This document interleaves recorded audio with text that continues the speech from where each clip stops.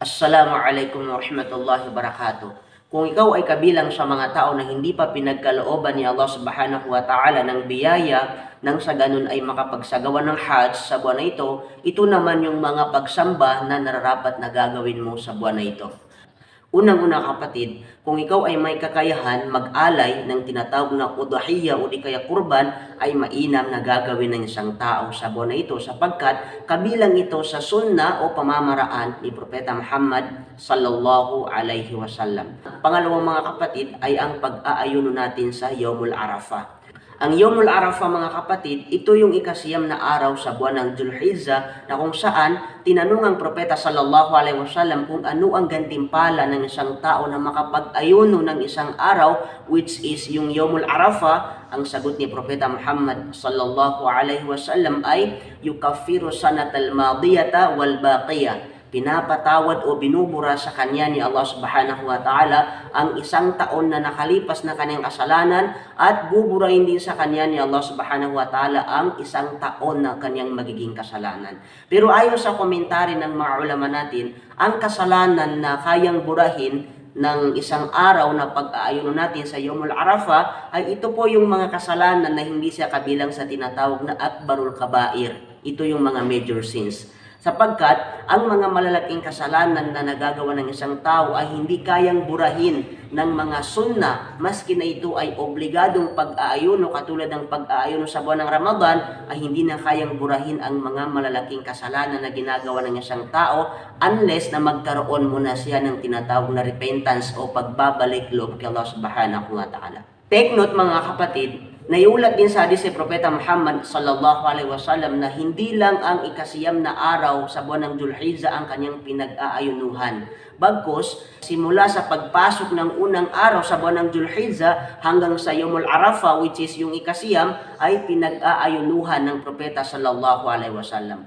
To make it short mga kapatid, mas mainam sa isang tao na yung buong 9 days, siyam na araw, kung kaya ng isang tao, mas mainam na gagawin natin yun pag-ayunuhan natin ang siyam na araw sa buwan ng Dzulhijjah sapagkat yun ang pinakamainam sa atin. Pangatlo, naiulat din sa hadis ni Propeta Muhammad sallallahu alaihi wasallam na kabilang sa sunnah o mainam na gagawin natin sa mga araw na ito mga kapatid ay ang pagpaparami natin ng tinatawag na takbir o pagdadakila kay Allah subhanahu wa ta'ala. Pagdating sa usapin ng pagdatakbir mga kapatid, ito po ay walang pinipili. Babae man o lalaki ay mainam sa atin na magparami tayo ng takbir sa mga araw na ito.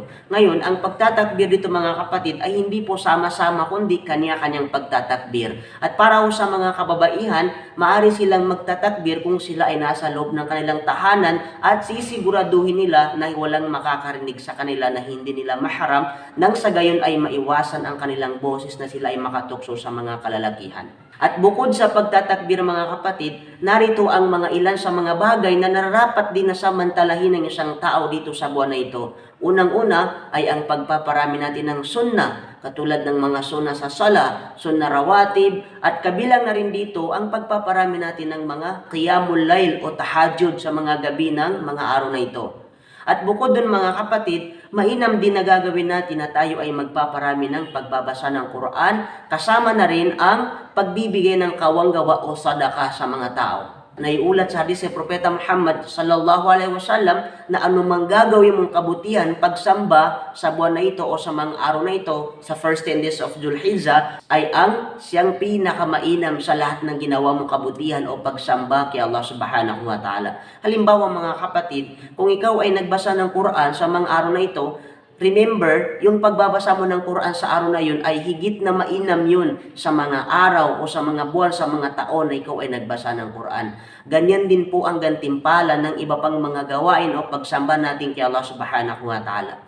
To make it short mga kapatid, ang isang mananampalataya kay Allah subhanahu wa ta'ala ay talagang sinusulit niya gumawa ng kabutihan, pagsamba kay Allah subhanahu wa ta'ala sa mga araw na ito sapagkat batid nila kung gaano kalaki ang kanilang reward kay Allah subhanahu wa ta'ala. Kaya nga naman mga kapatid, ang buwan na ito ay may tuturing natin na ito yung buwan na kung saan full of blessing, punong-puno ng biyaya mula kay Allah subhanahu wa ta'ala. Kabilang sa pagpapaliwanag ng mga scholar natin kung bakit ang buwan na ito ay punong-puno punong-puno ng biyaya, pagpapala kay Allah subhanahu wa ta'ala, sapagkat ito yung buwan na kung saan sabay-sabay natin ginagawa lahat ng mga ibadat, lahat ng mga pagsamba natin kay Allah subhanahu wa ta'ala.